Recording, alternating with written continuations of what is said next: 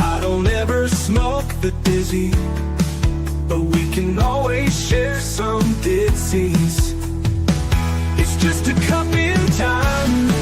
This song doesn't have to run. Life's all of us, not every moment we can be feeling fine.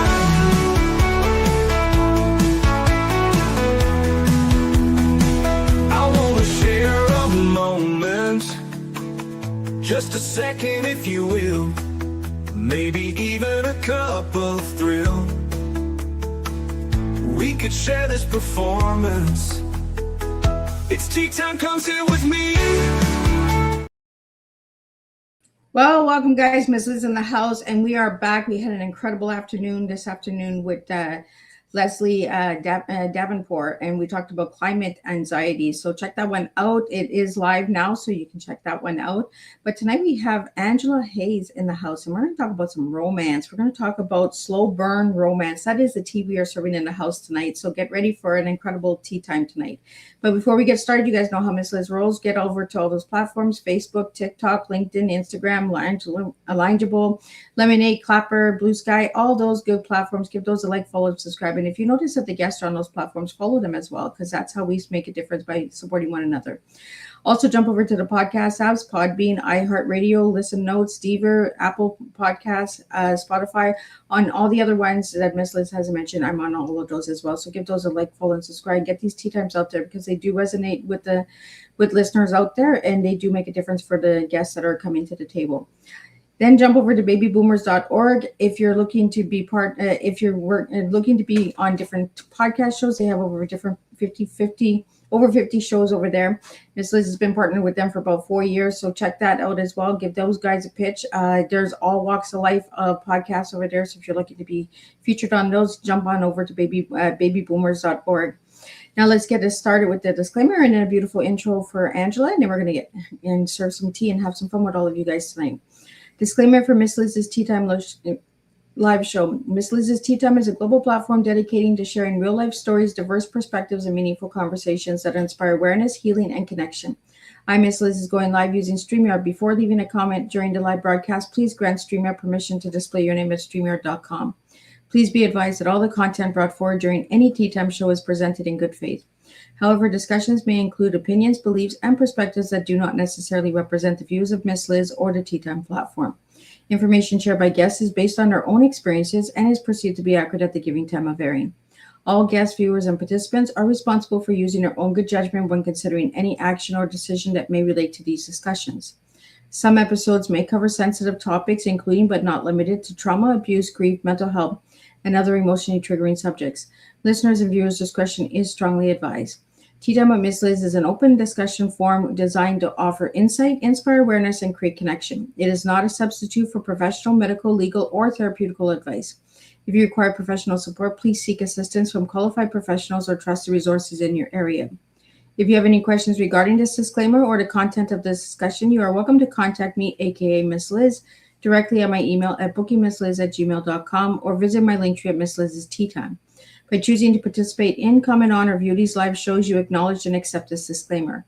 Your participation is entirely voluntary.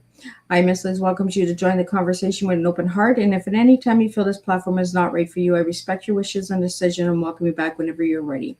Tea Time with Miss Liz is serving truth and awareness one cup at a time. Well, welcome to Tea Time with Miss Liz, where every conversation reminds us that life does not always unfold according to plan.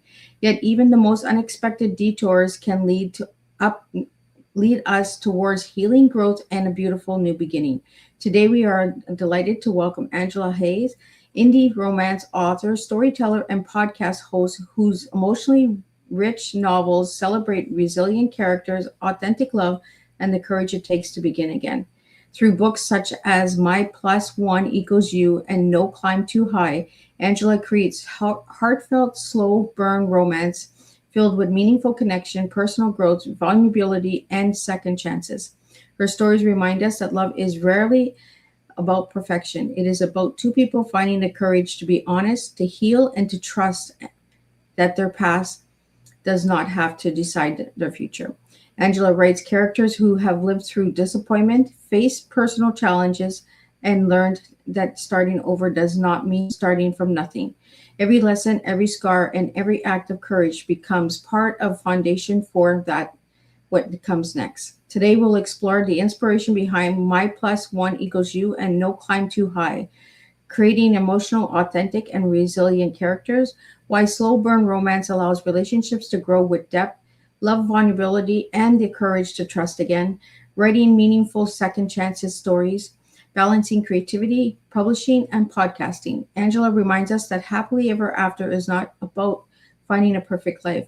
Sometimes it's about finding the courage to create a more honest one. So grab your favorite cup and join us for a heartwarming conversation filled with storytelling, resilience, romance, hope, and real life tea, truth, experience, and awareness. And let me get Angela in here and let's spill some tea.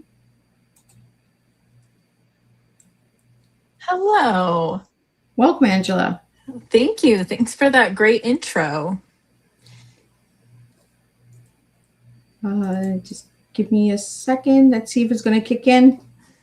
There we go. We got you, Angela. Welcome, Angela. Thank you so much. Thanks for that intro and thanks for having me. It is a pleasure to have you on the show. I like getting into the good romance books because I do all the genres, but I like romance. You know, a little romance goes a long way in today's world. So, right. Angela, tell us a little bit about yourself before you get into the books, who you were as a little girl and who you are now. Well, as a little girl, I was living on the side of a mountain in Colorado. I grew up in Green Mountain Falls, Colorado. There is no gas station and there's one stop sign in the town. And it was truly just sort of being out in the wilderness and kind of a lonely existence as a kid because there wasn't a lot of other kids. You know, it wasn't suburbia. There wasn't, you know, just neighborhood kids running around. It was me and my brother climbing trees and kind of being on our own because our parents both worked. We're both, you know, I'm a Gen Xer and we're the latchkey kids, and that's really what it was like. So, but I, you know, kind of wrote a romance accidentally. I never thought I could write romance. I never thought I'd be good at it. And yeah, I just sort of cranked it out just one day, just sat down, and My Plus One Equals You is a wedding theme romance because I was a bridesmaid 5 weekends in a row in the year 2000, one after another. I was a bridesmaid, all different weddings, all different themes, Greek Orthodox to a barn in the mountains to a city wedding. And I realized I had so many wedding stories, and that's kind of how I started writing that one. Well, and going to so many weddings in such a short period, you got to see the different varieties, right? Yes. The very simple wedding to the very religious to the very expensive wedding and everything in between. So yeah, that's definitely what inspired that first romance. So did you get some of your characters from any of those weddings? Yes, some of the side characters for sure. The best friends in that book are my actual, or based on 2 of my actual best friends that were at my wedding. And just sometimes it's the kind of supporting cast at weddings, the uncle that takes his shirt off and starts whipping it around his head on the dance floor, and the bridesmaid making out with a waiter. I mean, I've kind of seen it all. So yes, definitely a lot of character inspiration. So Angela, have you ever gone to a wedding where they played a chicken song? Yes, almost every wedding I've been to. Yes. Yeah. And for everyone that doesn't know what the chicken song is, go and check it out, because I've been to many weddings and even family reunions. We played a chicken song. So it kind of just brings everybody on the dance floor, right? Yeah, it's an obligatory song. And even though you're like, oh my gosh, not this song, you dance to it anyway, probably because you've had some cocktails, but you know, you can complain about it, but everyone has to dance to it for sure. Yeah. Well, yes. Angela, we have some questions coming in. I'm just going to get them out to you. The first one comes in from Mac. What first inspired you to write slow burn romance instead of fast-paced love stories? I've read all kinds of romance, and I just decided I really love the phases of buildup before the intimate moments. I love the flirting, the lust phase, the dreamy phase, and I just love sort of the will they, won't they. And sometimes when I read a book where an intimate moment like happens like really early on, you're like, oh, okay, well, they're already together. There's no push and pull.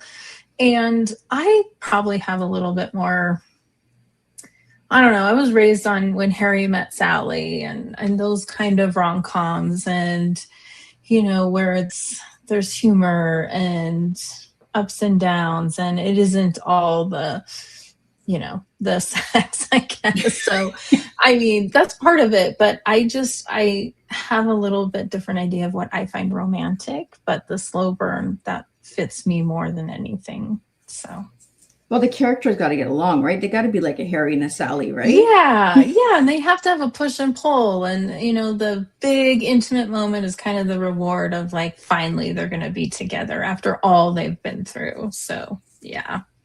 That's what I like about it. So, Angela, can you tell us if there's some humor in your books, or? Yes, there's lots of humor. I don't take it too seriously. Lots of banter, some silly situations mixed in with the drama. So, yes, especially in No Climb Too High, that takes place on a ranch in Colorado, very much bringing in my personal experiences growing up in Colorado and what that felt like. And it's a fish out of water, which a travel writer has to come and do a story on this ranch, which is it's a place where veterans can come home and heal and do things like equine therapy and nature walks and sort of trying to do some healing without sort of the traditional medicine. Not that there's any wrong in that. I wanted to present like some different healing options. And but this travel writer is a fish out of water. So she's from New York going back to Colorado, and there's some funny things that happen with the cowboys.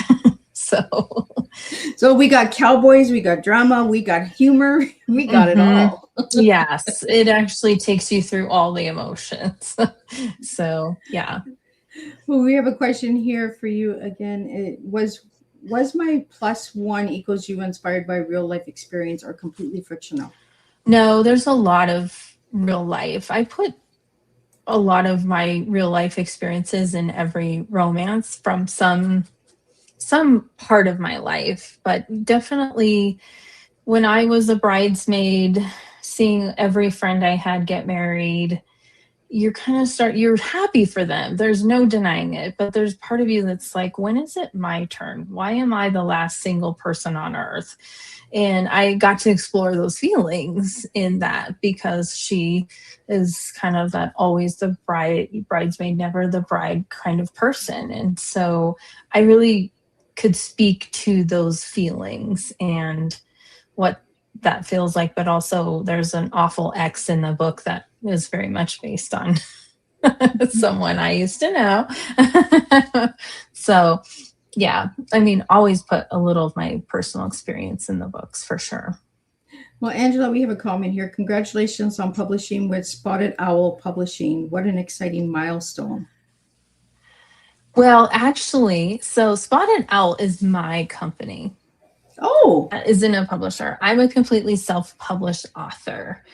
And it's just a business decision, because when you're an indie author, it is better that you form a company to keep everything nice and tidy, because you still have to pay taxes and you still have an account and you still deposit, you still get deposits from KDP, which is the Amazon publishing platform. And so Spotted Owl Publishing is me, essentially. And it's just kind of my business handle of my writing career. So it's just something that it's good practice if you're going to be an indie author.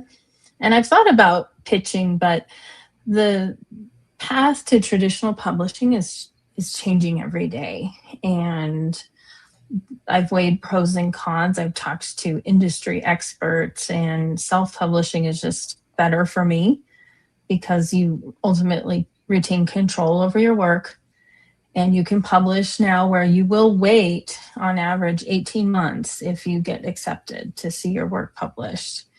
And you also have to do a lot of the marketing yourself. They expect you to have TikTok and all the platforms and have followers built in. So I just do it myself, and I sell a lot in bookstores, and yeah, I'm happier that way. So how did you get the name Spotted Owl? Well, I love owls.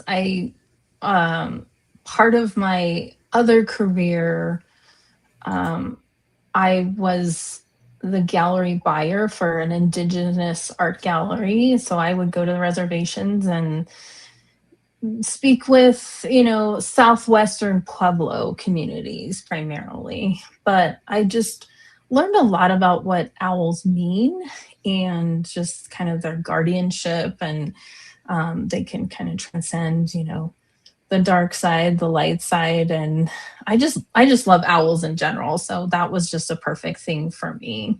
Yeah, to choose Spotted Owl. So Angela, do you have any owls in your romance? Not yet. Not yet. She's thinking about it. We just planted the seed just right now.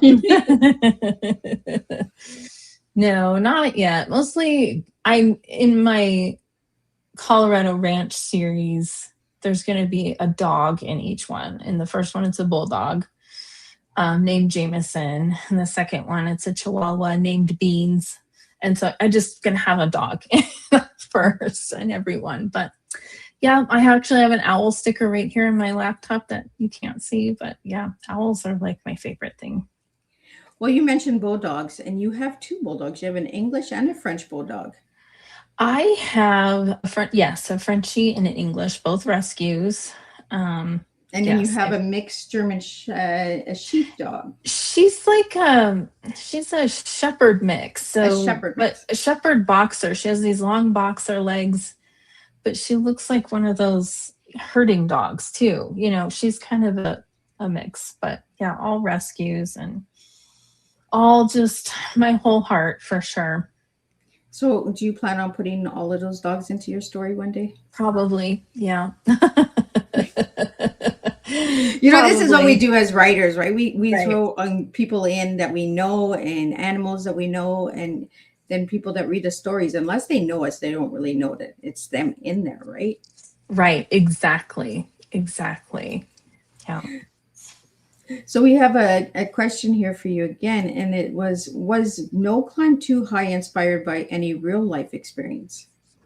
Yes. So just growing up in Colorado and camping and hiking and learning about wilderness survival, and I just decided I don't like it. I don't like nature anymore.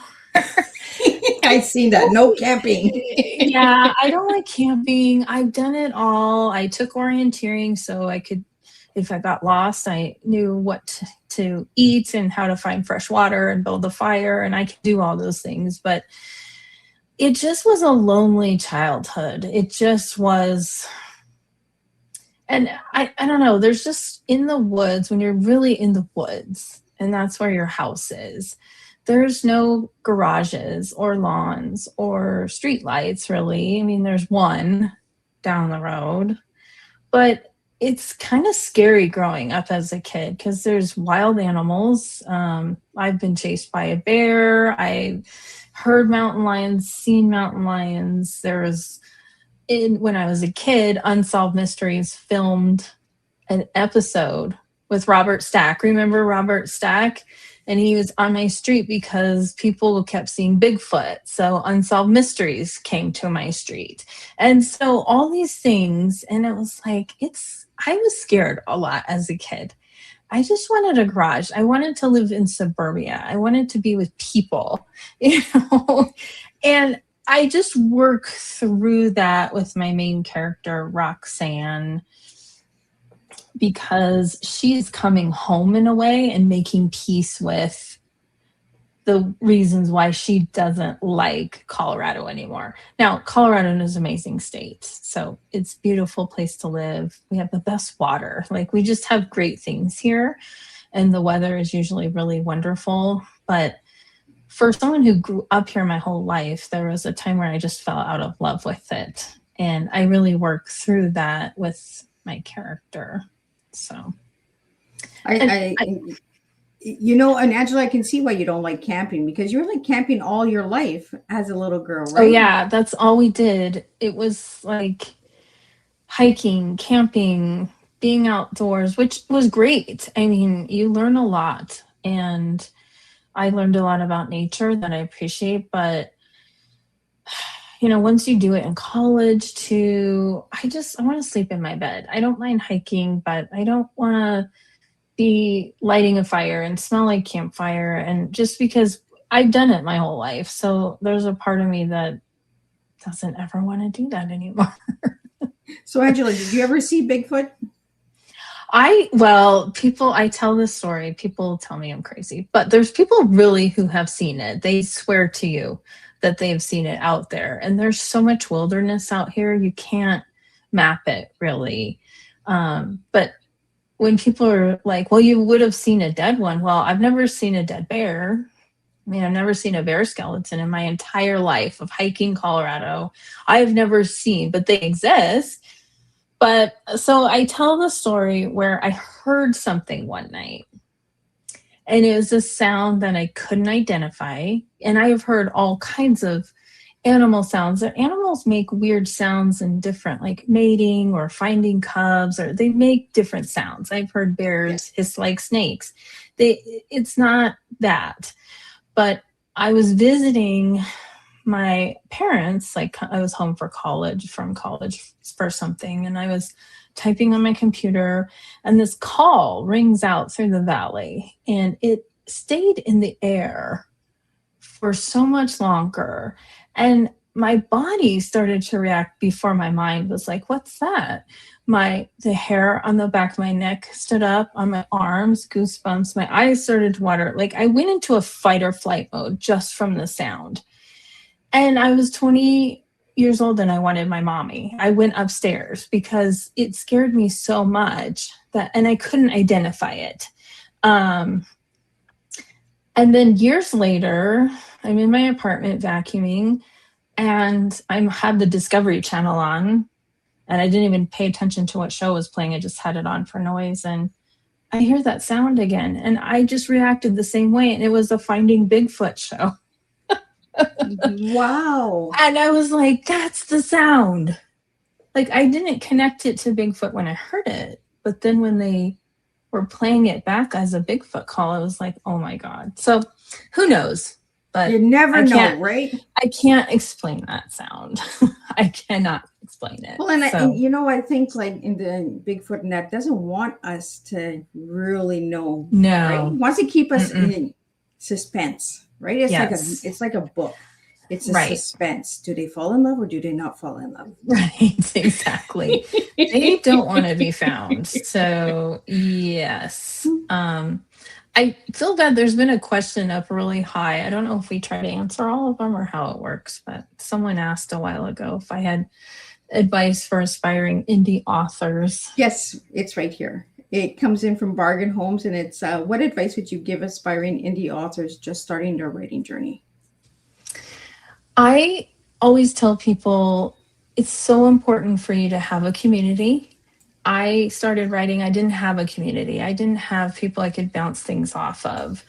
I didn't have that support network where you can get recommendations and just have people to commiserate with and to ask advice. And there's a list of communities that I've been a part of that have helped me grow as an author, but that's the biggest one.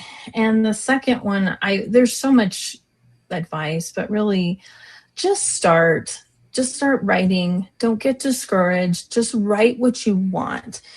There's all conversations around writing to market, and I want this to sell, and researching your comps. And those are all good things, but there's readers for everything. You will be surprised. But there are readers for everything. And so just write what you want. Well, the next question that comes in is from David, and it's, why do readers tell you, what do readers tell you most often after finishing your books? I would say the comments I've gotten in reviews and just from messages is they couldn't put my books down, even the romance. And actually learning to write action adventure, like superhero sci-fi, helped me write better romances, because I really want you to turn the page. I want you to tell yourself, oh, just one more chapter, one more chapter. I like to write short chapters for the most part. And I tried to write like I like to read, but that always made me feel good that people said they couldn't put my books down. It's always nice to hear feedback, right? When someone Yes, the good feedback. because then you're like, yes, I did it. Yeah, exactly. Well, we have a question here from Rick, and it's, what made you decide to become an indie author? Well, I was always a writer. I'd published little things, here and there, but it was actually during COVID, and I had all these stories that I wrote as a kid and in high school, and I thought, well, I guess I'll look at these and see if there's anything there that I could work with. And I just, started to do some research. I was really involved, like, with classes from Writer's Digest at the time, because that was the resource I had. And I took a class, I paid for a class, and it was supposed to be working with how to pitch to an agent. And I went through the class, and they have you where at the end you can pitch to their agents. And I did my outline and pitched to them, and they ripped it to shreds.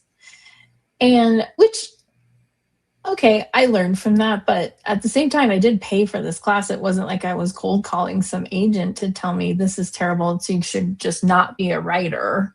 Yeah. And so after I cried in the shower, I went to Facebook and said, is this normal? Like, this was a class. Shouldn't they have been? I think you can always learn from feedback, but telling me to quit, I wasn't totally prepared for that. And then I met someone who was like, no, I'm going to help you. Someone came out of the ashes and said, let me guide you. And from there, I just started to learn more about the indie space and started to feel like, hey, I can do this. So that's kind of my... Yeah, well, some feedback is nice to get, but some feedback is a little harsh, right? And it's just like, yeah, tell me to give up on my dream. Like, that's not well, and there's no information. Feedback is true information. It's actually the marriage of praise and criticism. Yeah. And so you can learn from it because it's giving you something specific. Saying this is awful, well, that doesn't tell me really why, and you should quit. That doesn't help me grow. That's kind of like a direction, right? That's kind of like this is what I think you should do with your life. Like, how dare you tell somebody what to do with their lives? Rude. Okay. Yeah. And especially when you pay for it, that's even an extra step. I know. Right? I was learning, I wasn't trying to just cold call this person. I was trying to learn and but it happens. Even that's the other piece of advice. You are going to get 1-star reviews. You are going to have people say they hate your book. You are going to have people, it is tough out there. You got to have a tough skin, but that happened for a reason. And from there, all these other good things happened. So sometimes you have to go through that bad, but something good is coming. Absolutely. Well, the next question that came in is, how do you balance humor and emotional moments in your novels?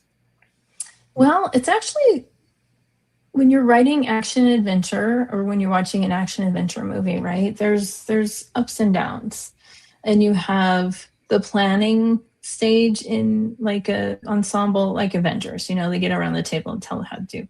Then they're getting ready to do it. You're climbing up the roller coaster. Then there's the big fight scene. Then they come down and be like, wow, that was a big fight scene. It's kind of the same with romance. The humor allows you to buffer and help your reader get into and kind of get into the couple, but have light moments so that when you're building up to a real dramatic one, when you come back down and diffuse it with humor, then it's not so emotionally draining or overwhelming. So I just try to plan beats of humor when it's appropriate, and then leading into something a little bit more dramatic, whether I'm writing action, adventure, or romance, and then come back down with a lighter moment, just so we have a chance to breathe. So So I don't know tell if us a that little, helps. Angela, tell me a little bit about your characters in the book. Are they in their 20s, 30s, older? So I always write primarily older characters, and I say older where not 20 somethings. There's nothing wrong with 20 something protagonists, but I just love writing from that older point of view because I feel like a 20 something sometimes hasn't really been through a lot of relationships. And so to me, there's not a lot that to overcome all the time. I'm not saying, again, I'm just saying in general, even when I was 20, I did have some hard times, but at 20, between 20 and 40, wow. So I like writing 40s to even 60-year-olds, just like from their viewpoint. So I will always write slightly older characters. Well, I like that you bring in older characters because they really understand heartbreak, right? Mm-hmm. Yes.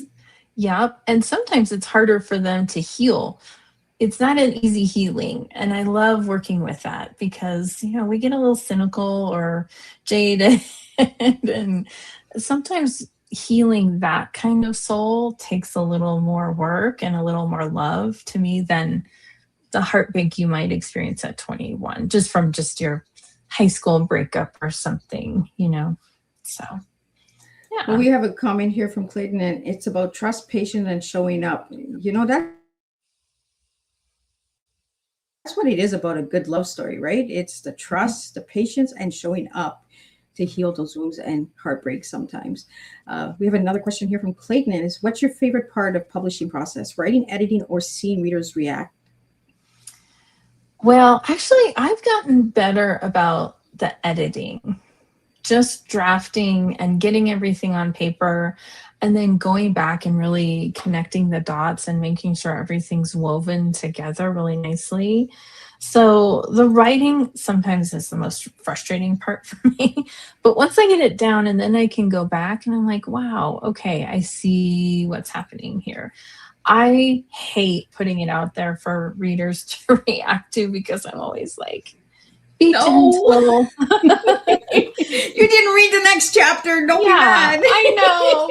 But my first romance actually has an average like 4.5 and almost 600 reviews at this time. So very good feedback, and it helps to buffer the occasional 1 star where it just wasn't for them. So yeah, but editing is my favorite part. Well, Angela, I'm going to bring up your book. If you just want to describe what the cover looks like for the audio listeners, what we're looking at, tell us how it came together for the cover.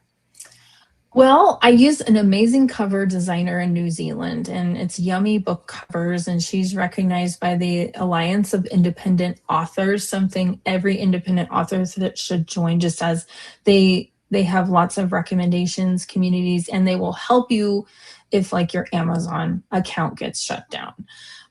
But they recommended this, and she does these digital sort of illustrated covers. And this is set in Scottsdale, where I also live part-time. So I just wanted this to be like my travel guide to Scottsdale as well. Like all my favorite restaurants I put in here, and just the desert, how it feels and how it's different than Colorado. So that's why you have what should be Camelback Mountain in the back.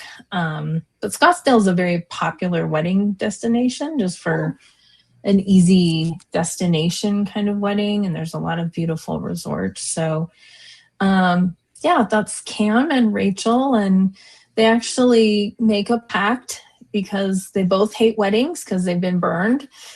And so they say, let's be each other's plus one and get through these next weddings. We're just friends, right? And we're not falling in love, but we're just going to be each other's plus ones, and that'll make these next few weddings easier to bear. So that's kind of what you're seeing there. I like that +1 because, you know, you go to weddings sometimes you don't want to go by yourself because then you're that oddball, right? Right. Then you're at the singles table. And then you have all the singles coming and it's like, right. No. Yeah. No. You need that person. Well, Angela, I want to talk to you about the podcast because we have a question here from Prophet Power is how has co-hosting the author next door influenced your writing career? You know, and we're actually finishing our second year, which is awesome, but it's influenced it because I've gotten to meet guests and meeting you, Miss Liz, through Mickey, who I found on a website, finding podcast guests. It's amazing the connections I've gotten from it. But also when we have a guest on, I always learn something from them that I can use in my author career. And I'm always like, sometimes I have to be careful because I'm like hanging on their every word and it cuts to me and I'm like, oh my gosh, I'm supposed to answer a question, because I'm just like so enthralled in what they're saying. I forget I'm supposed to be hosting a podcast. So I've just learned so much from all of my guests. They've just been fantastic. And just that I can kind of give back to the authors. We specialize in authors who maybe publish 1 or 2 books and get overwhelmed. Like, what am I supposed to do now? The marketing advice comes at you. The writing advice is still there. You're not starting at 0, but you're not at 100. You're kind of in that awkward sophomore year, right? Where like, and I've seen a lot of authors quit. And I'm here to tell you not to quit and that, there's always hope and the way out is through. So keep going. That's kind of always our message. Well, especially in today's world, right? The writing world is so overflooded, right? Oh, it's same as like the podcast world. It's overflooded.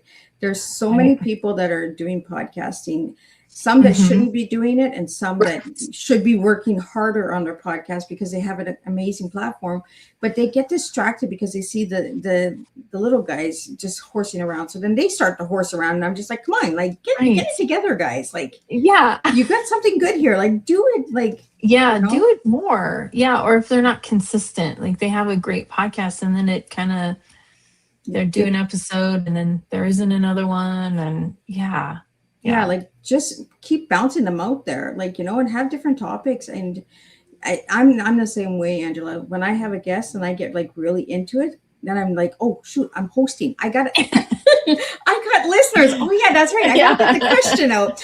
But I learned something from every guest, whether it's writing style, it's a adversity story overcoming something. A healing journey, spiritual difference, like what people do to get over their challenges, writing styles, the different writing styles that the authors bring to the table, the plots, the schemes, the characters, how they get the names. That always makes me amused, right? Because some of the names that some of these characters have in books, I'm just like, where did that come from? Like, did you have a dream about it? Did you like... Right. Was it a little cartoon that you doodled when you were a little kid? Where did it come from? I actually have a whole workshop on this and the importance of naming characters, because a lot of times we see a character name on page and it looks really great, but do we ever say it out loud? Because there's eye names, as they're called, where they look good on paper, and there's ear names where they sound good. And you have to find the ones that are both, because some, if you say them out loud, they don't sound very good. And if you think about it, when you're reading, you're saying it out loud in your head. You can almost hear yourself reading. And when you have a name that doesn't work, people trip over it. It almost takes people out of the story if the name is too complicated, right? Yes. Like it might be cool for the author, but the person reading the book is like, how do we pronounce this? Like, how do you say this? And then you're so focused on the name that you lose interest in the book. Absolutely. You forgot who the character was because you can't pronounce their name. And as an author, you have to think, do I really want to type this for 90,000 words? Do I really want to type this complicated fantasy name every time? So, yeah, you have to be careful with that stuff for sure. So, Angela, what do you want the readers to discover about themselves after they've read your books and your stories? Well, I think I have a message in each book. My superhero books, it's about women being stronger together. I think some women, when they compete against each other, they lose and they hurt each other. Yeah. And we're stronger together is the theme. And that kind of comes from me and my career working just in different female-led offices and different things. But in No Climb Too High, my main character, Roxanne, she's so used to stuffing all her wants and needs down, and just sort of shutting down. And I really wanted to explore how I think sometimes if you're seen as a strong woman, you're supposed to be impervious, right? We've seen it with some of these superheroes that come out in some of these movies where the woman's just a badass. She's just strong from the gate. She doesn't need anyone. She doesn't cry. She's just super. But it's not realistic. And I think that puts pressure on us to feel like we can't cry if we need to, and we can't ask for help. And I'm a strong woman, but I got to be honest, I don't want to make the decisions all the time. I want someone else to make a decision for me, and because we feel we have to carry so much that it was fun to explore that feeling that you have to be invulnerable sometimes to be considered strong. And I think we need to go back to the balance of that. And with My Plus One, just what you have to go through to find your soulmate, sometimes it's just not easy because you both have to heal in order to love someone enough again. So yeah, those are just different themes that I hope readers can identify with. I always want my characters to feel relatable. Like someone says, oh, I know how that feels. I really want them to see that, like to see a little bit of themselves in my characters. Well, in the soulmate love or the twin flame, they call it, that is a hard love because you butt heads. One's a runner, one's a chaser, right? Exactly. And then it reverses, right? Then it's the chaser, then the runner. Like, you get comfortable and then you're like, oh no, there's something not here again. So then the opposite one starts to run and the other one chases, right? So it's just back and forth. Yeah. As soon as sometimes we feel that comfort, it's almost, we go into fight or flight because it's like, am I allowed to feel this love again? Am I allowed to feel safe? Sometimes we put up so many walls because we're like, man, this is too scary. Or I love how I'm feeling and I don't want to lose it. So I push it away myself. That way I'm in control. Yeah. And those are things that I think when you're dealing with older characters, you can explore in romance.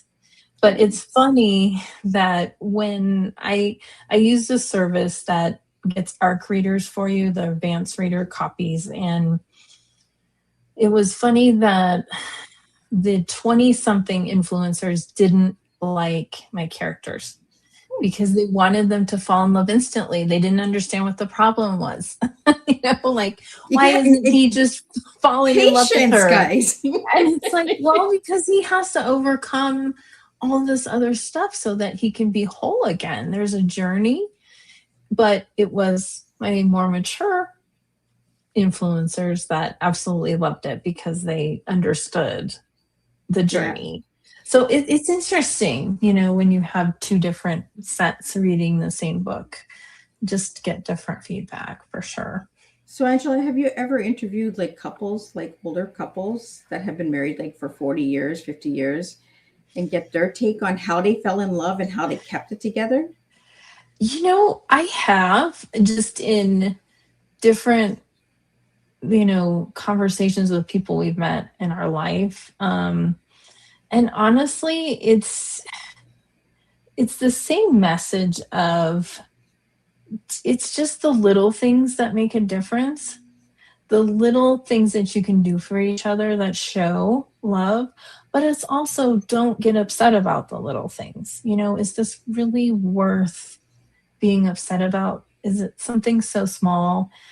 The couples that have stayed together don't tear each other down. They really are best friends. And I think that's what I love to emulate. I think you do have to have a friendship first. It doesn't mean you can't have passion, but the friendship is what's going to carry you through the good, the bad, the ugly, if you have that foundation. And that's what older couples have said. It's like, we're best friends. No matter if they've been married 10 years or the last one I talked to are married 53 years. So that kind of is what has resonated from me talking to older couples. Yeah, my grandma and grandpa were married for 60 years, and my grandpa said, your grandma was always right. Yeah, that's also sometimes the default. Just let the wife do what she wants, which we like that, but no, we want it to be a partnership. But yes, there's many men have just said, just let her do it, whatever it is. It's a common theme. Yeah. Yeah. And my grandma used to always say, my grandpa kept the house warm. Mm-hmm. Yeah. So, yeah. But it's like the older couples, right? The new generation with romance, I find that it's about the passion, right? It's about the sex and the romance and all that. Yeah. They're not building the friendship up. And then they're wondering why they can't stay together long, because they've already committed to that part of the relationship before this part of the relationship. Yeah. And I've seen that just even some of the romances I've read where it's a younger couple and it's the man who's slept with every girl on campus. And to me, I stop reading because I'm like, well, he is who he is. I don't think love is going to change this guy. He's always going to be a player. Well, I mean, some, not all, but I mean, if you have that mentality, I think that's just who you are. It's not right or wrong. It's just how those people are. But I think it's harder for me to see that love is going to save the day there, versus an older couple who starts out as friends and knows those little things. And then so when they do finally have their intimate moment, it's so rewarding, because you've already been seeing them together.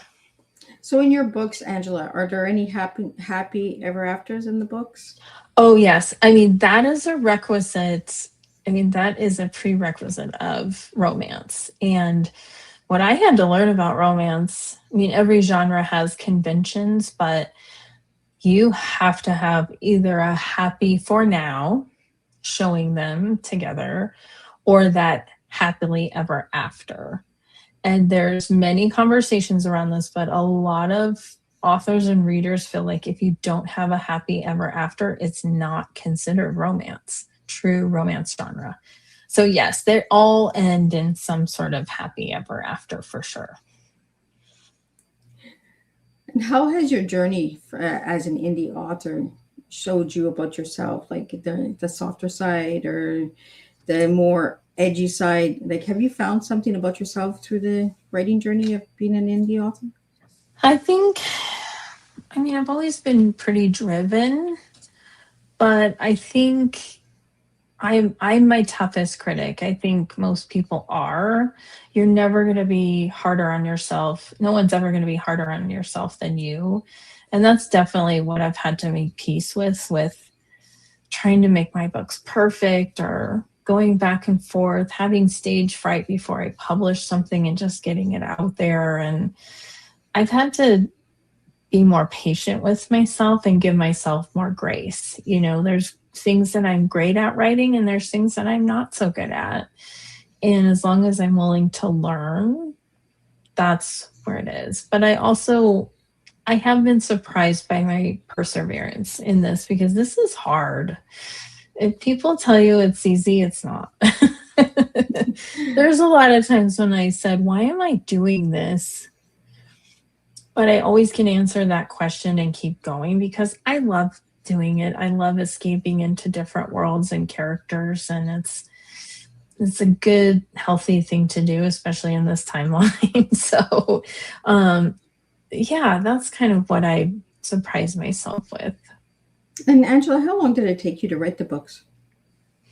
Well, I'm a slow writer, so it takes me anywhere from, I would say, 6 months to actually write a book. And then probably another, although I'm getting faster at editing, 6 months to edit. And in that editing process, I include like sending things out to alpha readers, people who are going to read it, and editors and things like that. You have to kind of, you're beholden to their timeline for how long it will take them. So yeah, for me, the writing isn't too bad, but it's the everything else that just takes forever. So, but hey, one book a year, or if I can get two out sometimes, that's about my production pace, which is fine, you know. So, Angela, do you have any books in the works that are coming out? Oh, yes, I have too many. I'm like, I have an idea every day. That's my problem. I wish I could turn off my brain and write faster so I can. I have book 3 coming in the Keepers of the Universe series. And I'm working on the sequel to My Plus One Equals You. And then there's also several in the No Climb Too High series, but I also have a romantic suspense series that I've outlined that's just the titles are like the call signs of these ex-military members who are now, they're kind of working for the bad guy, but then they turn good again. It's like a shadow A-team. But it's romantic suspense. So they fall in love along the way. So Torch, Jester, and Rio, and those are like the 3. I like those names. And those are their call signs. So yeah. So I just too bad I have a day job and every other responsibility as a grown-up. Someday I'll get all these out for sure. So Angela, are you a morning writer or an evening writer? I'm a night owl writer, which is why Spotted Owl fits me also. I just have more energy at night.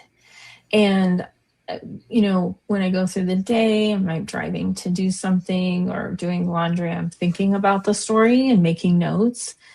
And then once the house is quiet, the phone isn't ringing, the emails have stopped, the dogs are asleep, husband's asleep, I can just go in my little office, and that's almost my selfish creative writing time.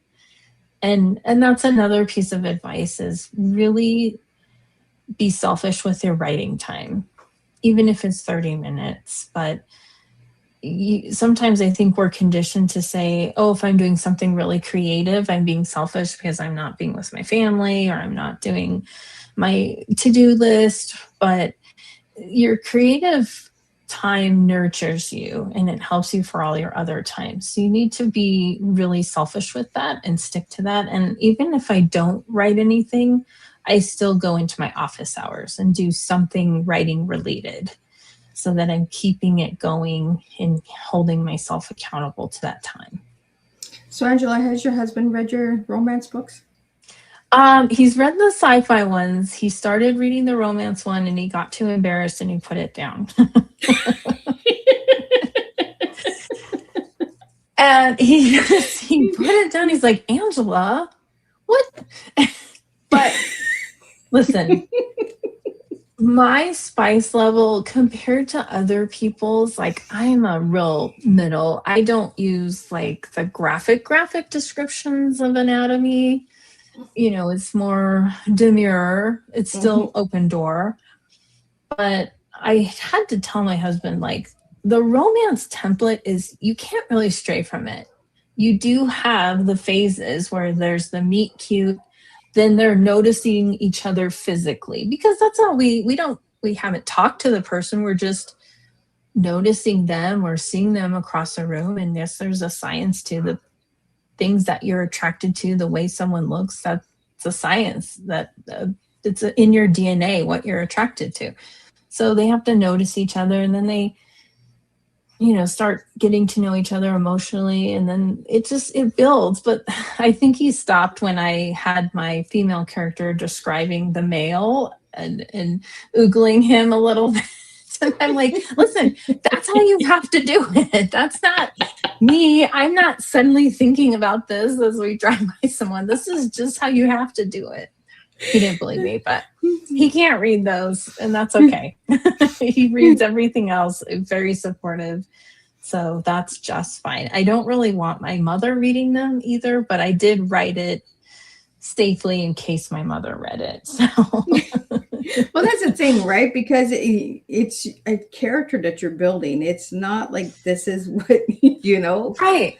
Yeah, it's not, I mean, there's part of me in it, but it's not like me. I'm not, feeling Yeah. these things. You have to use specific language, and actually writing a sex scene is a lot more challenging than I thought it was ever going to be, because you really have to use specific words and beats and rhythms. It's like writing a fight scene only with kissing, basically. So I had to relearn that. But yeah, I mean, people are making moves just like in a fight scene. They're just different moves, right? So it's hard. So it wasn't just sitting there in my computer like, oh yeah. I mean, that was the most challenging part, writing sex scenes, to be honest.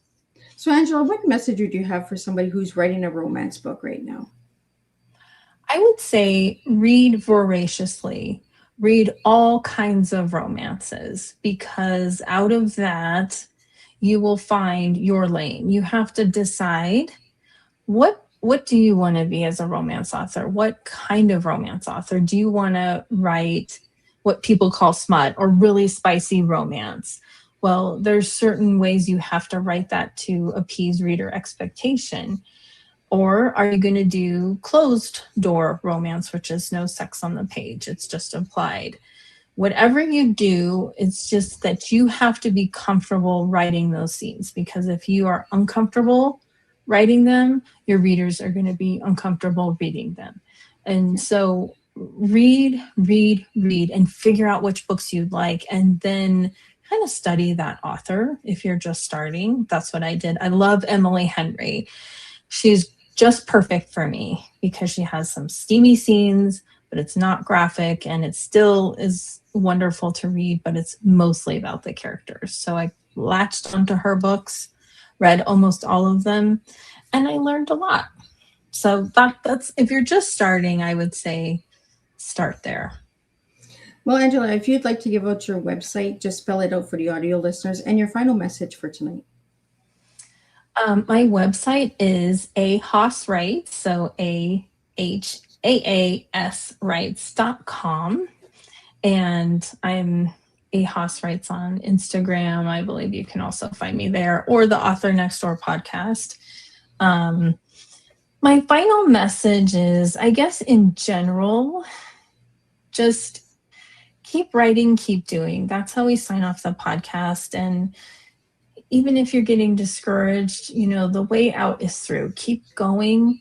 You are good enough. You can do this. And even overcoming all the challenges that I've had, I still find joy in my writing. And if you find joy in what you're writing, that's half the battle.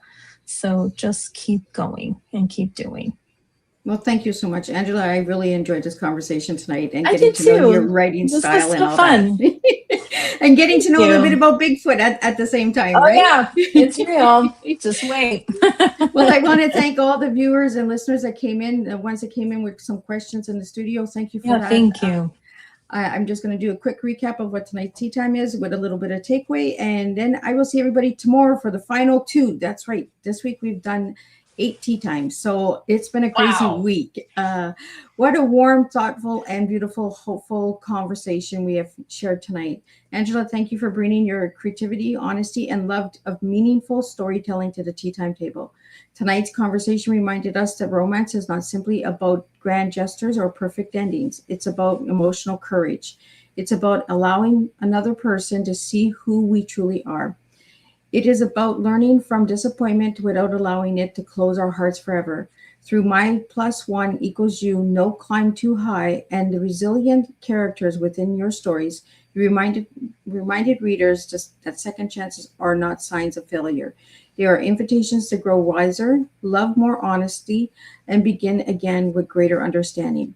We explore storytelling, slow burn, romance, vulnerability, personal growth, and the beautiful truth that love often arrives while people are still learning how to believe in themselves. One of tonight's greatest takeaways is this: a second chance is not a return to the life we have had before. It is an opportunity to build something stronger from everything we have learned. Angela, your stories reminded us that the strongest relationships do not erase our paths, they make space for it, they honor the journey. They allow two imperfect people to grow together without asking either one to pretend they were never hurt.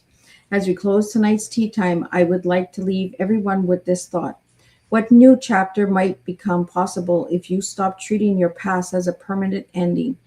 Sometimes the heart does not need proof that everything will be easy.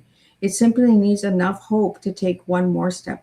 Angela, thank you for creating stories that celebrate authentic love, resilient hearts, and the courage to choose new beginnings. Until next time, continue writing hope into every chapter, continue believing in the power of second chances, and continue serving real life tea, truth, experience, and awareness, one heartfelt story at a time. And tonight's takeaway from Miss Liz is love does not require a perfect past. It asks for an honest heart, the courage to grow, and the willingness to believe that even after disappointments, life can still offer us a chapter filled with connection, healing, and hope. And I'll see everybody tomorrow, and we'll do this all over again.